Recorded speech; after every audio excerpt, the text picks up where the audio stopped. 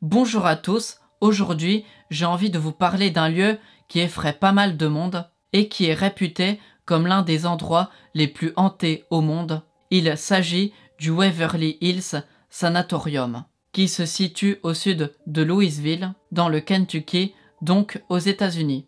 L'histoire de cet endroit commence en 1883. À cette année, le major Thomas Hayes et sa famille emménagent dans une grande maison au sud de Louisville. Monsieur Hayes a 2 filles et l'école la plus proche est assez loin. Donc il a décidé de faire construire une école dans le quartier où il vivait, exprès pour ses filles. C'est fou, non? Évidemment, l'école était toute petite, une seule professeure a été engagée, elle s'appelle Madame Harris. Cette dernière aimait beaucoup les romans Waverly de Walter Scott, et vu que l'établissement n'avait pas encore de nom, elle décide de l'appeler l'école Waverly. Monsieur Hayes aimait bien ce nom, donc il ne l'a pas changé et a rebaptisé cet endroit Waverly Hills. Vu que le bâtiment est situé sur une petite colline, tout s'explique. Quelques années plus tard, l'école n'accueillait plus personne et le terrain a été racheté par la ville. Ensuite, tout au début du XXe siècle, on a décidé de créer un sanatorium, puisque la région était infestée par la tuberculose à ce moment-là. Surtout que c'est une région humide avec le fleuve Ohio, et l'humidité augmenterait le nombre de bactéries. Pour le dire très simplement, la tuberculose est une maladie qui touche principalement les poumons, et les sanatoriums sont comme des hôpitaux construits exprès pour lutter contre cette maladie. Par contre, dans un sanatorium, je crois que les patients restent plus longtemps en moyenne que dans un hôpital classique. La construction du sanatorium a bien lieu et prendra fin en 1910. Et il va ouvrir ses portes la même année. Cet endroit connaîtra un certain succès, si je peux le dire comme ça. Beaucoup de malades étaient soignés ici. Ce sanatorium avait aussi une bonne réputation. Il était même décrit comme calme et reposant. Suite à tout ça, à partir de 1912, plusieurs extensions vont avoir lieu. Un bâtiment administratif et 2 pavillons vont être construits. Il y aura encore de nouvelles extensions en 1915, 1924 et 1926. La capacité passe de 140 à 400 lits. C'est donc 16 ans après sa construction d'origine que le bâtiment atteint sa taille maximale. Pendant la Seconde Guerre mondiale, un long tunnel a été construit. Il part du sous-sol du sanatorium pour rejoindre une sortie extérieure. Ce tunnel a la capacité de protéger tous les gens qui seraient dans le sanatorium au cas où il y aurait un raid aérien qui passerait au-dessus. Après la guerre, pendant plusieurs années, ce tunnel va accueillir des milliers de morts. Ils seront entreposés là avant de partir ailleurs pour être enterrés. Si vous voulez tout savoir, cet endroit est surnommé le tunnel de la mort et il fait à peu près 150 mètres de long. En 1947, un médicament nommé streptomycine apparaît sur le marché et il est connu pour agir contre la tuberculose. De plus en plus de personnes souffrant de la tuberculose vont prendre ce médicament et vont petit à petit délaisser les sanatoriums. C'est en grande partie à cause de ça que le sanatorium de Waverly Hills va fermer ses portes en 1961. Cet endroit a accueilli de nombreux malades en 51 ans et on estime qu'entre 6000 et 8000 personnes seraient mortes dans cet endroit. J'ai vu aussi 63 000, mais je crois que c'est un chiffre exagéré, surtout pour faire peur. Je précise quand même que ce n'est pas par mauvais traitement ou par je ne sais quelle histoire morbide qu'il y a eu des milliers de morts. C'est juste que des milliers de malades et de personnes âgées sont passées là, donc c'est normal que des personnes meurent. C'est comme dans n'importe quel hôpital. En 1962, après quelques mois de fermeture, le sanatorium réouvre ses portes, mais va accueillir des patients ayant des maladies ou problèmes différents. Ce n'est plus centré sur la tuberculose et ce sera appelé le Woodhaven Geriatric Center. Je crois que maintenant, il servait surtout à désengorger les autres hôpitaux de la région. Mais durant les années suivantes, de nombreuses personnes se plaignent de mauvais traitements, ce qui se comprend, vu que l'hôpital était surchargé et il n'y avait pas assez de personnel. Tout ça fait que le sanatorium de Waverly Hills a définitivement fermé ses portes en 1981. Ce lieu n'avait plus la réputation qu'il avait jusqu'en 1961. Et j'imagine que d'autres hôpitaux ont ouvert leurs portes entre-temps, donc celui-ci n'avait plus vraiment d'intérêt. Cependant, certaines personnes disaient que c'était devenu un hôpital psychiatrique. C'est vrai qu'après 1962, plusieurs patients ont été amenés à Waverly Hills à cause de démence, mais ce n'est qu'une partie des patients. Bref, ce lieu n'était pas un hôpital psychiatrique. Ça semble être qu'une légende urbaine. En 1983, le terrain a été racheté par Clifford Todd et ce monsieur avait pour projet de transformer le bâtiment en une prison. Ce premier projet n'a pas marché, en partie puisque de nombreux riverains étaient opposés à ça. Un deuxième projet a donc été imaginé, c'est de transformer tout ça en plusieurs appartements. Mais vu qu'il n'y a pas assez d'argent qui a été récolté pour les rénovations, eh bien ce second projet a lui aussi été un échec. Depuis le début des années 80, le bâtiment est donc laissé à l'abandon.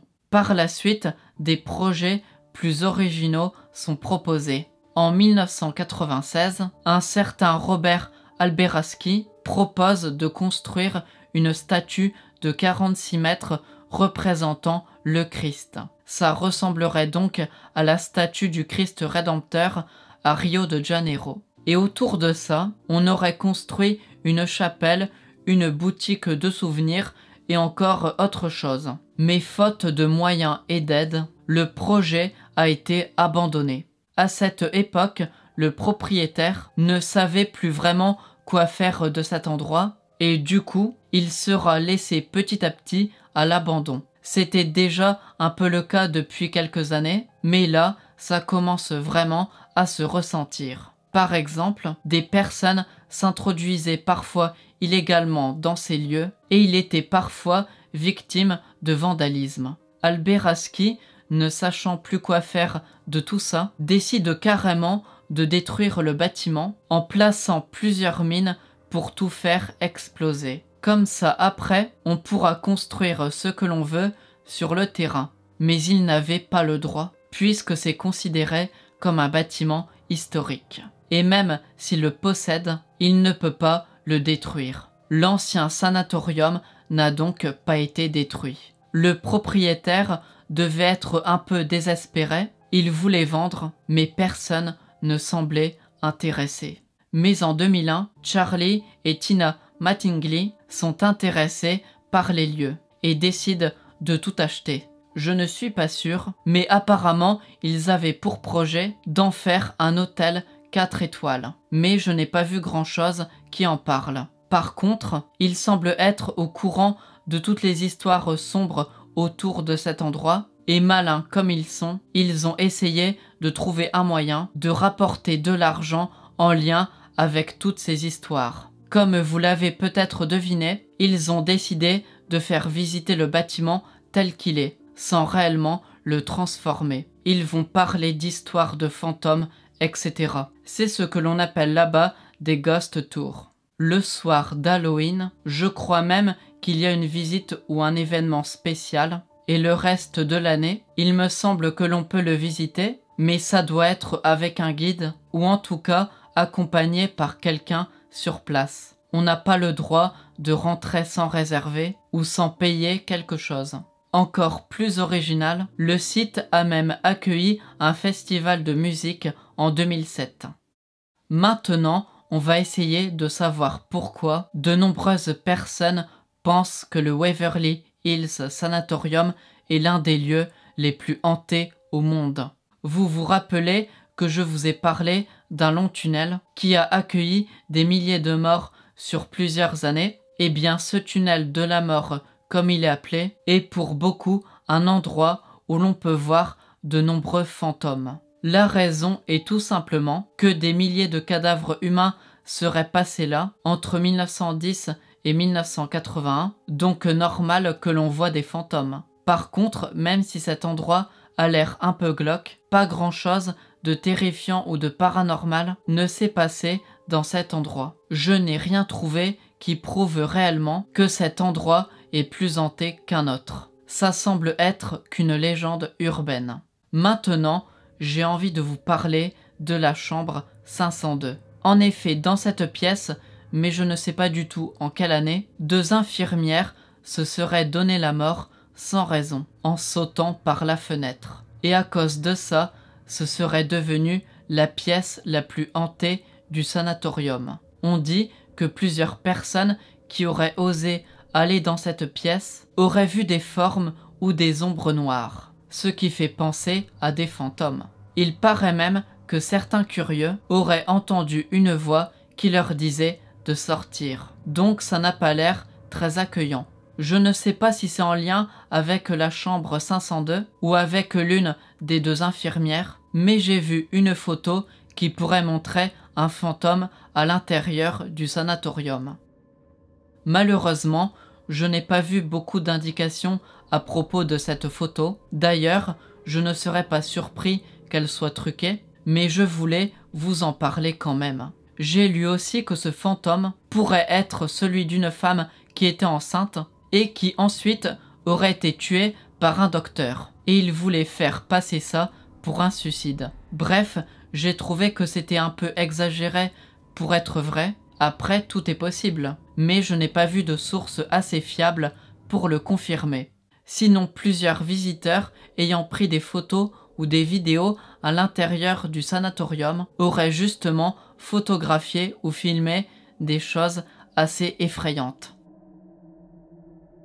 On dit que ça pourrait être des fantômes ou bien des shadow people, puisque l'on voit surtout des silhouettes sombres. Après, je pense que sur plusieurs de ces photos ou vidéos, c'est soit des montages, des mises en scène, ou bien ce sont juste des illusions d'optique, par exemple. Mais ce n'est pas impossible que dans tout ça, on pourrait bien voir à certains moments des choses paranormales. J'avoue que quelques photos ou vidéos m'ont mis le doute. Après, à vous d'en juger. En tout cas, toutes ces excursions entretiennent bien le mythe que c'est un endroit hanté et peut-être dangereux. Pour être honnête avec vous, vu que je crois aux fantômes, je pense que ce lieu est hanté comme beaucoup d'autres dans le monde. Mais après, je ne crois pas plus que ça que plein de monde aurait vu ou entendu des fantômes, ou je ne sais quoi d'autre de paranormal dans ce sanatorium.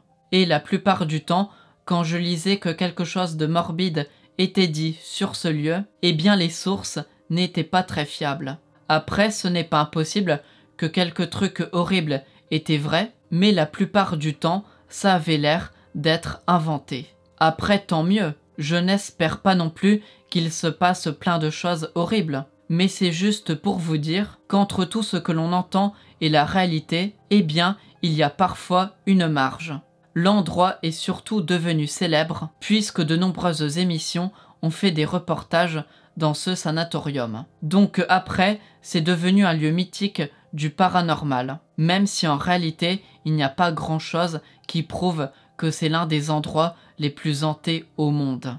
Même si beaucoup de choses ont l'air d'être que des légendes, j'aime bien parler d'endroits peu banals comme celui-ci. C'est un bâtiment vraiment imposant où l'on peut imaginer plein de choses. C'est pour ça que je le trouve intéressant. Si j'ai le temps et l'argent, peut-être que j'irai visiter cet endroit. Mais pour l'instant, je n'ai justement pas le temps et pas l'argent. Donc, je ne suis pas prêt d'y aller. Bon, après, je dis ça, mais si j'y vais, je n'irai pas tout seul en pleine nuit. Déjà, puisque c'est illégal, et je n'ai surtout pas envie de tomber sur quelqu'un de dangereux. Après, ça ne me dérangerait pas d'y aller tout seul, si au moins une personne surveille les alentours. Mais si ce n'est pas du tout surveillé, je ne vais pas prendre de risques inutiles. Bon, je ne sais plus quoi dire. Cette vidéo touche donc à sa fin. Si ça vous a plu, vous pouvez mettre un pouce bleu et vous abonner à ma chaîne. Et si jamais un jour vous allez dans le sanatorium de Waverly Hills, évitez de provoquer les fantômes, s'il vous plaît. C'est pour votre bien que je dis ça.